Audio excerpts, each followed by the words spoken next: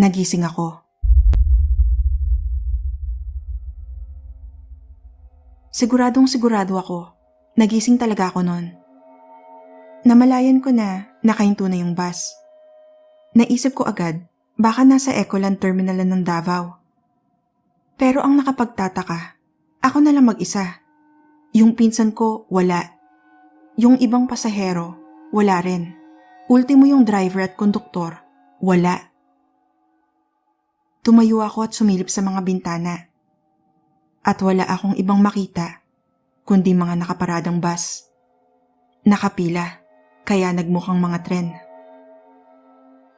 Sa kaliwa at kanang bintana, mga bus lang ang nakikita ko.